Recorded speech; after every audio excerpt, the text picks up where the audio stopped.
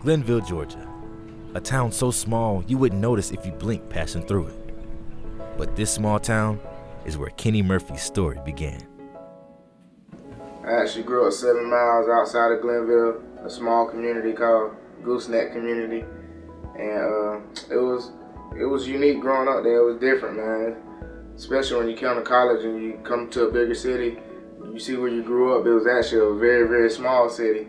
We didn't have a rec center like most places have, a YMCA. We didn't have anything like that. So coming up with things to do, it was hard. Well, he was a funny little boy, especially at the rec department. When he started playing football, he would start running behind the other players. They had the ball.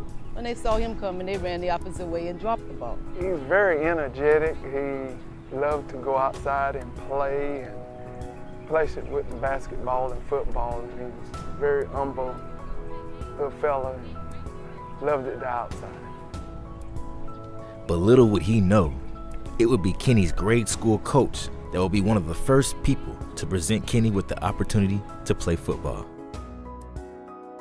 As a coach, Ken and I began to have a connection, mainly because he had a lot of interest in football.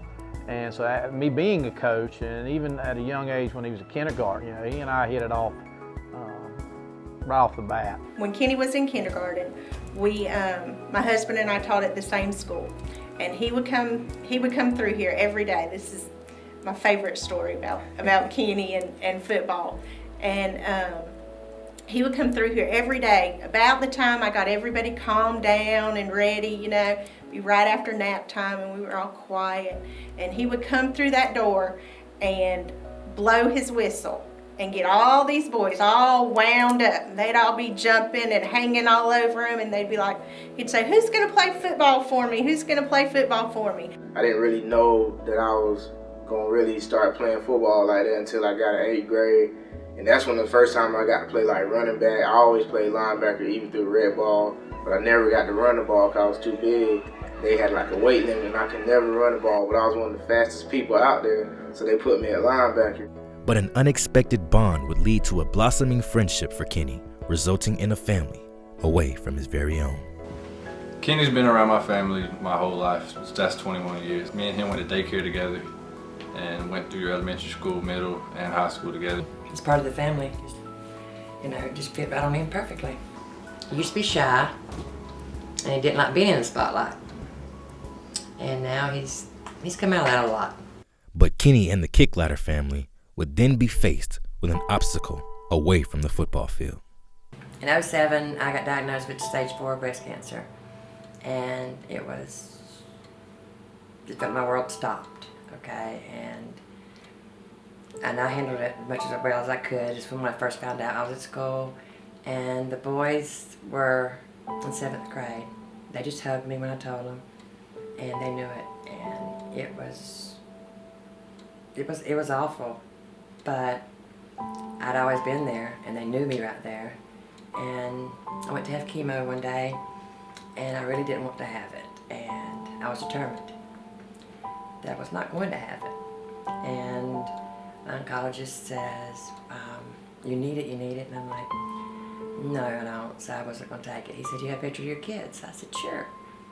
So I pulled out the picture of Kenny, Chaz, Brady, and Brody, and I showed it to him, and then which we talked about him, and he says, "If you don't do it for anything, do it for you, you do it for these 4. But despite the hardships, both families continued to encourage Kenny to pursue his dreams. When I got in 9th grade, I had to call the defense again, so it was like, man, you can't mess this up because these guys are bigger and better, and they depend on you to get them lined up and the right things and make the right checks at the line. So that's when I was really like, you got to really hone in on this football stuff because, man, football can really get you out of here. Then in 10th grade, that's when I started getting a lot of notoriety. Like, a lot of coaches around the region saw me my freshman year, and they was like, man, this guy's going to be good. And then, like, a lot of people around the state started hearing about me. And I had quit playing basketball during basketball season my 10th grade year. And that's when I really, like, honed in on football. I was like, yo, football going to be my ticket out of Tallahassee and out of Glenville. But just because Kenny made it out of Glenville doesn't mean that the grind ever stopped.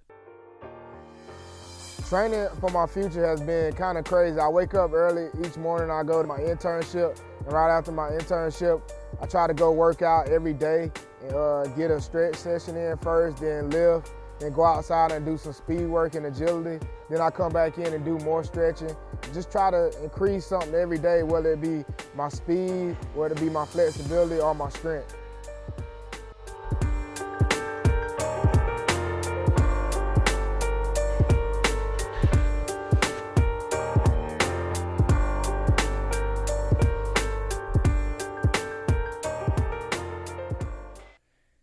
He came to Valdosta State grateful, hopeful, and ready to make his dreams come true.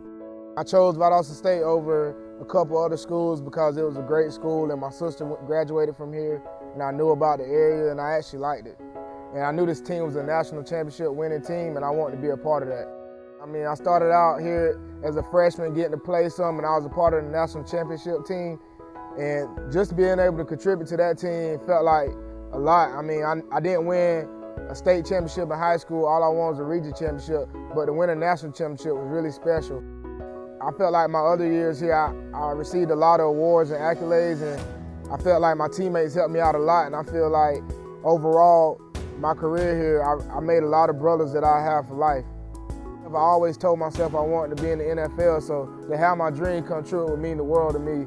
And it also would mean the world to my family and my friends because they see me work so hard at it. I hope my future has great things in store. I work really hard at everything that I do because that's all I ever know how to do. And I feel like that's going to benefit me in the long run. Even though the speed limit in Glenville is only 55, Kenny Murphy is going 100 miles an hour down his road to glory.